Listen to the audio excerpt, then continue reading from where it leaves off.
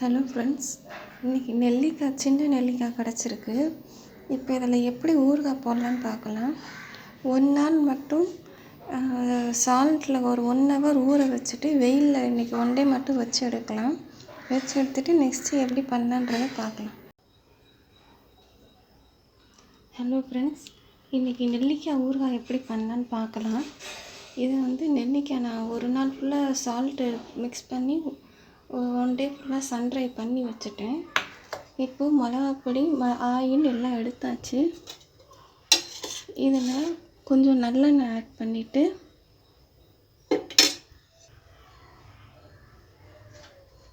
நல்லெண்ணெய் நல்லா காஞ்சதும் 1 ஸ்பூன் கடுகு நல்லா பொரிஞ்சிட்டோம்.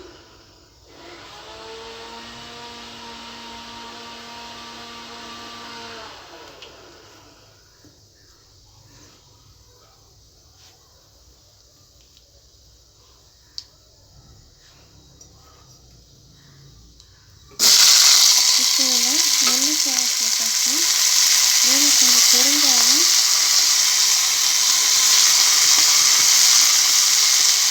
அதோட கொஞ்சம் மிளகாப்பொடி இதை மிக்ஸ் பண்ணி ஒரு 2 டேஸ் நான் வெயிலில் தான் வைப்பேன். வெயிலில் வச்சுட்டு அதுக்கப்புறம் நமக்கு எப்போ வேணாலும் யூஸ் பண்ணிக்கலாம். ஒரு 6 மந்த் வரை கெட்டு போகாமல் தாங்கும். இது நல்லா டிப் பண்ணா நிறைய ஆயில் ஊற்றி ஊற வைக்கணும். நல்லெண்ணெய் யூஸ் பண்ணாலும் அது கெட்டு போகாமல் இருக்கும். அட்லீஸ்ட் ஒரு 6 மந்த்தாவது தாங்கும். இப்போ நான் சன்ட்ரை பண்ணிவிட்டு எப்படின்றத காட்டுறேன்.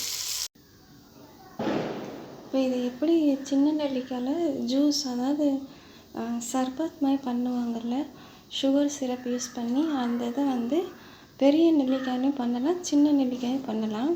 இப்போ இதை கட் பண்ணி இந்த ஜூஸ் எடுத்து இதை சிரப் எப்படி பண்ணலான்றதை பார்ப்போம். இதை நல்லா பீஸ் பண்ணி ஜூஸ் எடுத்துகிட்டு நான் உங்களுக்கு நெக்ஸ்ட் ஸ்டெப் காட்டுறேன். இப்போது நெல்லிக்காய் சர்பத் பண்ணுறதுக்கு சுகர் சிரப் ரெடி பண்ணிக்கலாம். சுகர் ஒரு சின்ன கப்பெல்லாம் சுகர் எடுத்துட்டேன். இதை கொஞ்சம் வாட்டர் ஆட் பண்ணி பாயில் ஆட்டும் அந்த டோல்ஜன் சிரப் பதம் வர அளவுக்கு நம்ம பாயில் பண்ணிக்கலாம். பண்ணிவிட்டு அந்த சிரப் எப்படி ஆட் பண்ணலான்றதை பார்க்கலாம்.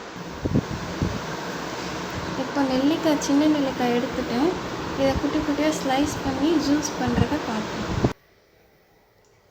இப்போ இந்த சின்ன நெல்லிக்காவை குட்டி குட்டியாக கட் பண்ணியாச்சு. இப்போ இதை மிக்ஸி ஜாரில் போட்டு ஜூஸ் எடுத்துடலாம்.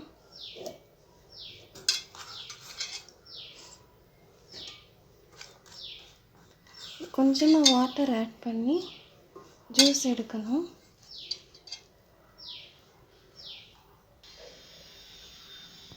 இப்போ இந்த நெல்லிக்காய் ஜூஸ் பண்ணி இந்த ஸ்குவீஸில் எடுத்த சிரப் எடுத்தாச்சு.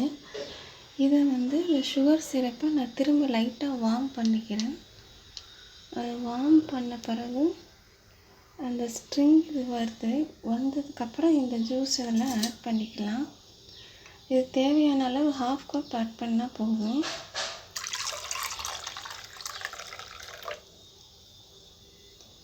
இதை ஒரு தடவை பாயில் பண்ணிவிட்டு வச்சிட்டோம்னா, ஒரு வாட்டர் கேனில் போட்டு வச்சோம்னா ஒரு 10 டேஸ் தாங்கும்.